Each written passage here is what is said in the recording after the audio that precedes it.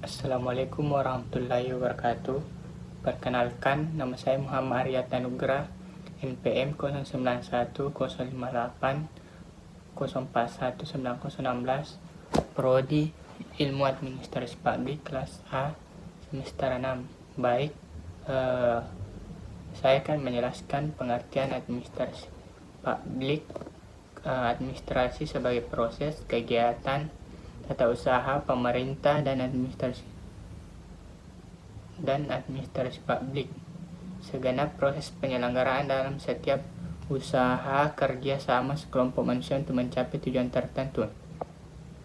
Administrasi publik memusatkan perhatiannya pada kerjasama yang dilakukan dalam lembaga-lembaga pemerintah. Ilmu administrasi publik adalah ilmu yang mempelajari kegiatan kerjasama dalam institusi atau organisasi yang bersifat publik. Pendekatan administrasi publik menurut Prestus, yang pertama yaitu pendekatan institusional atau the institutional approach. Yang kedua pendekatan struktural atau the structural. Yang ketiga pendekatan perilaku atau the behavioral approach. Dan yang keempat pendekatan pasca perilaku. Menurut Thomas J. Davy, yang pertama itu pendekatan manajerial, yang kedua pendekatan psikologis, dan yang ketiga pendekatan politik, dan keempat pendekatan sosiologis. Dan menurut L. Sharma, yang pertama yaitu pendekatan proses administrasi, pendekatan empiris, yang ketiga pendekatan perilaku manusia, keempat pendekatan sistem sosial, yang kelima pendekatan matematik, dan yang keenam pendekatan pembuatan keputusan.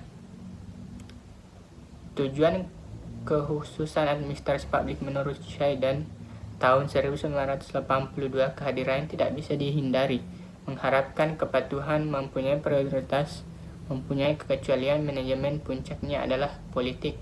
Penampilannya sulit diukur, lebih banyak